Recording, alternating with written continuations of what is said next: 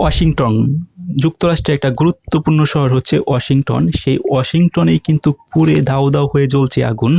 ঘটনাটা ঘটছে ওয়াশিংটনের শহরের থেকে কিছু দূরে দাবানল তৈরি হয়েছে এবং এই দাবানলের কারণে প্রচুর পরিমাণ আগুন জ্বলতেছে এবং অলরেডি হচ্ছে ৭,০০০ মেট্রিক টন জমিন কিন্তু অলরেডি হচ্ছে সেখানে পুড়ে গেছে এবং হচ্ছে আরও ব্যাপকভাবে সেই যে দাবানলটা আছে সেটা কিন্তু ব্যাপকভাবে চারপাশে ছড়িয়ে পড়তেছে। ঘটনাটা ঘটেছে গত শনিবার থেকে।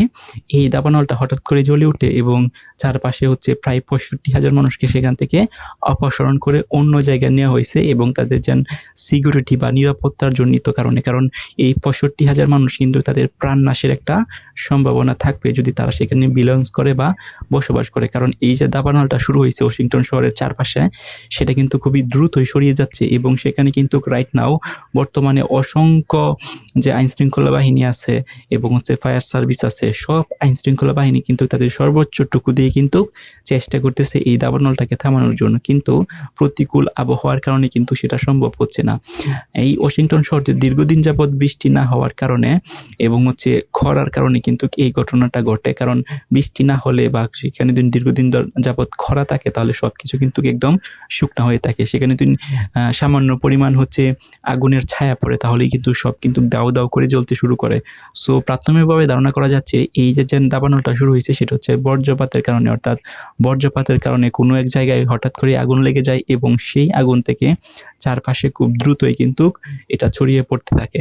তো এখন পর্যন্ত যে খবর পাওয়া গেছে সেটা হচ্ছে ৬৫,০০০ মানুষকে সেই এলাকা থেকে অপসারণ করা হয়েছে এবং ৭,০০০ মানুষের যে ঘরবাড়ি আছে সেটা অলরেডি কিন্তু পুড়ে ছাই হয়ে গেছে এবং এটা কিন্তু আরও বাড়তেছে, কারণ চারপাশে এই আগুনটা কি হইতেছে, বিস্তৃত লাভ করতেছে। আর যতই এটা বিস্তৃত লাভ করতেছে ততই কিন্তু বাড়িঘর পুড়ে যাচ্ছে। কিন্তু অন্যদিকে যে আইন শৃঙ্খলা বাহিনী আছে বা স্বেচ্ছাসেবক আছে এবং ফায়ার সার্ভিস আছে, সবাই কিন্তু মানে সর্বোচ্চটুকু দেওয়ার চেষ্টা করতেছে, বাট তারপরেও কিন্তু সম্ভব হচ্ছে না বাট এটাকে থামানোর জন্য। সো এখন পর্যন্ত এরকম কোনো তথ্য পাওয়া যায় নাই যে আসলে এটা কবে নাগাদ থামানো যাবে, কারণ দাবানল কিন্তু একটা গুরুত্বপূর্ণ বিষয় এবং এটা যে এলাকায় লাগে সেই এলাকায় কিন্তু একটা ব্যাপক পরিমাণ ক্ষতি হয়ে যায়। সো এই যে তারপরে হচ্ছে সেখানে কোনো বৃষ্টি নাই অনেকদিন ধরে এবং খরা হচ্ছিল সেখানে অনেকদিন ধরে। এটার কারণে বিশ্লেষকরা মনে করছে যে ওয়াশিংটন শহরের ব্যাপক একটা ক্ষতি হওয়ার পসিবিলিটি কিন্তু এখানে আছে। এখন সরকার থেকে যে পরিমাণ যে উদ্যোগ নেওয়া উচিত সেই পরিমাণ উদ্যোগ কিন্তু স্টেপ বাই স্টেপ ওরা গ্রহণ করার পরেও কিন্তু এটা নিয়ন্ত্রণ করা কিন্তু সম্ভব হচ্ছে না। যদি এই যে দাবানলটা আছে এটা একটা নর্মাল দাবানল হইতো তাহলে যে টেকনোলজি আছে যুক্তরাষ্ট্রের কাছে এবং যে আইন শৃঙ্খলা বাহিনী আছে তাদের যে জ্ঞান আছে সেগুলাকে কাজে লাগিয়ে কিন্তু খুব দ্রুতই সেটাকে নিভিয়ে ফেলা সম্ভব হইতো। কিন্তু এবারের যে দাবানলটা তৈরি হয়েছে সেটা কিন্তু খুবই ভয়ানক একটা দাবানল।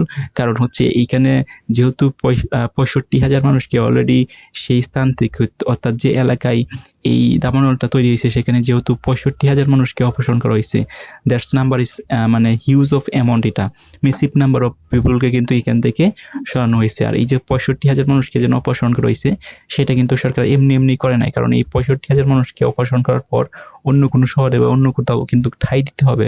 সো সেটাও কিন্তু একটা ক্রিটিক্যাল বিষয় হয়ে দাঁড়াবে। সো তার চেয়েও বেশি যে সরকার মনে করতেছে তাদের নিরাপত্তাটা খুবই ইনশিওর করা উচিত। এটার কারণেই কিন্তু এরকম ৬৫,০০০ মানুষকে অলরেডি অপসারণ করে কিন্তু উনি হচ্ছে বিভিন্ন শহরে কিন্তু স্থাপন মানে সামরিকভাবে কিন্তু হচ্ছে বসবাস করার কিন্তু সুযোগ দিচ্ছে। যখন দাবানলটা হচ্ছে নিয়ন্ত্রণে চলে আসবে তখন আবার যার বাসাগুলো পুড়বে না সেখানে তারা চলে যাবে। সো আপনার মতামত কি, কমেন্ট করে